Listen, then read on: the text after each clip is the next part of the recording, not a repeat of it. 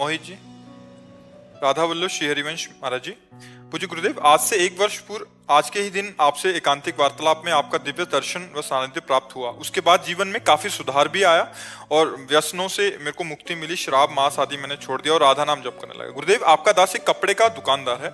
आपके कहे अनुसार हिसाब में एक दाम में विक्रय करते हैं, लेकिन हमें कपड़ा बेचने के लिए काफी प्रलोभन एवं लुभावनी बातें करनी पड़ती हैं। ऐसे में हमसे कोई त्रुटि तो नहीं हो रही? किसका प्रश्न?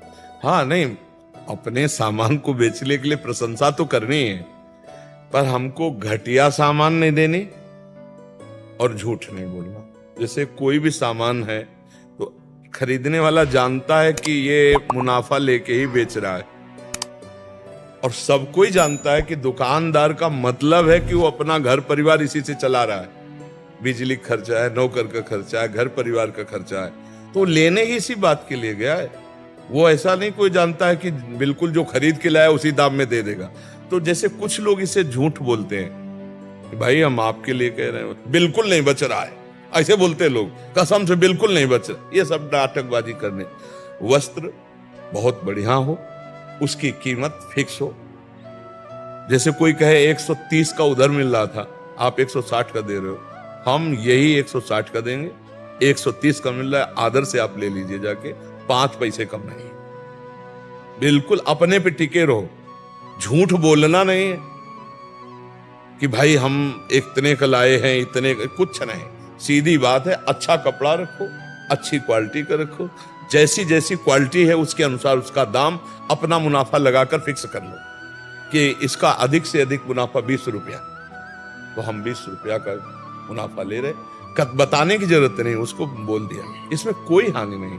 अपनी वस्तु बेचने वाला प्रशंसा करता है अपनी वस्तु की, पर उसको झूठ प्रशंसा न करे। जितनी क्वालिटी का है, जितने दाम का है, उससे हम प्लस करके अपना मुनाफा करके बेच रहे हैं, उसी के हिसाब से प्रशंसा कर रहे हैं। अब घटिया माल को अच्छा माल बता करके हमें नहीं देना है। ये 40 रुपया मीटर का, ये 180 रुपया मीटर का है, इससे कई गुना बढ़कर इसका सूत मजबूत है, ये इससे कमजोर है, तभी 40 रुपया मीटर है, तभी 180 रुपया। बिल्कुल झूठ का। तुम सत्य में फिक्स दाम पर अच्छी वस्तुएं दो। जो अच्छे लोग हैं वो समझ जाएंगे इस दुकान में मोल भाव होने वाली बात नहीं, यहाँ फिक्स बिल्कुल अपने आप। और सबसे बढ़िया बात है कि धर्म से यदि आपको 500 रुपया मिल रहे हैं तो आपको सुख शांति मिलेगी, आपके परिवार में दिमाग की उलझने नहीं रहेगी, दिमाग से स्वस्थ रहेंगे। अगर धर्म से कमा के ले जाओगे तो परिवार में ही दिमाग की उलझन बढ़ जाएगी, दिमाग से अस्वस्थ हो जाएंगे लोग। अस्वस्थ दिमाग का मतलब भाई भाई में लड़ाई, पति पत्नी में लड़ाई, माता पिता के प्रति अभद्र व्यवहार, ये सब दिमाग के बीमार लोग हैं। जरा जरा सी बात में छोटा भाई बड़े भाई को मार रहा है, बड़ा भाई छोटे भाई को मार रहा है, ये सब दिमाग के बीमार हैं।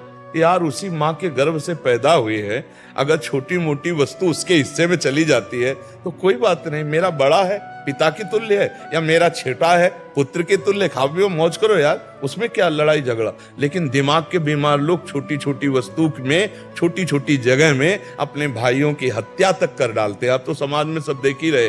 तो जो अधर्म की कमाई है वो इस तरह से हमें पीड़ा पहुंचाती है। धर्म की कमाई में शांति रहती है, सुख रहता है, भगवान का भरोसा रहता है, और परिवार उन्नतशील होगा, दीपक की तरह जलेगा लेकिन बहुत काल तक। और ये अधर्मी लोग जो है ये हाइलोजन की तरह बढ़ेंगे लेकिन फ्यूज हो जाएंगे।